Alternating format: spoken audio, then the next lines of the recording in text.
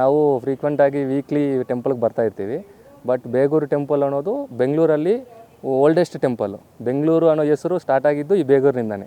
ಇಲ್ಲಿಗೆ ಶಿಲಾಶಾಸನ ಇದೆ. ಇಲ್ಲಿ ನಮ್ಮ ಬೆಂಗಳೂರಲ್ಲಿ ಈ ಬೆಂಗಳೂರು ಅನ್ನೋ ಹೆಸರು ಬಂದು 1300 ಇಯರ್ಸ್ ಬಿಫೋರೇ ಇತ್ತು. ಅಲ್ಲಿ ಬಂದು ಇಲ್ಲೊಂದು ಶಿಲಾಶಾಸನ ಇದೆ, ಕಸ್ತೂರಿ ಬಾರ್ ರೋಡಲ್ಲಿ ಒಂದು ಶಿಲಾಶಾಸನ ಇದೆ. ನಾವು ಎರಡೂ ನೋಡಿದ್ದೀವಿ.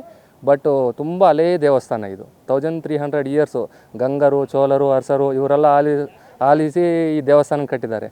ಯುದ್ಧ ಆಗಲು ನಡೆದಿದ್ದಾವೆ ಈ ದೇವಸ್ಥಾನಕ್ಕೋಸ್ಕರ. ಅಷ್ಟೊಂದು ಪುರಾತನ ದೇವಸ್ಥಾನ.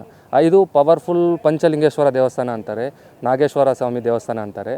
ಬಟ್ ಈ ಟೆಂಪಲ್ ಅಂತೂ ತುಂಬ ಪೀಸ್ಫುಲ್ಲಾಗಿ ಒನ್ ಡೇ ಬಂದು ನೋಡ್ಕೊಂಡು ಹೋಗ್ಬೇಕಂದ್ರೆ ಬೆಂಗಳೂರಲ್ಲಿರೋರು ತುಂಬ ಚೆನ್ನಾಗಿರೋ ಟೆಂಪಲ್ ಇದು.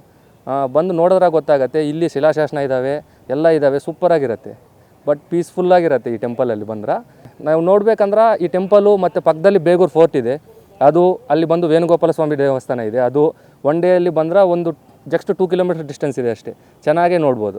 ಒನ್ ಡೇ ಟ್ರಿಪ್ಪು ಬಂದು ನೀವು ಬೆಂಗಳೂರಲ್ಲಿ ಆ ಕಡೆಯಿಂದ ಇದ್ರೂ ಈ ಕಡೆಗೆ ಬಂದು ನೋಡ್ಕೊಂಡು ಹೋಗ್ಬೋದು.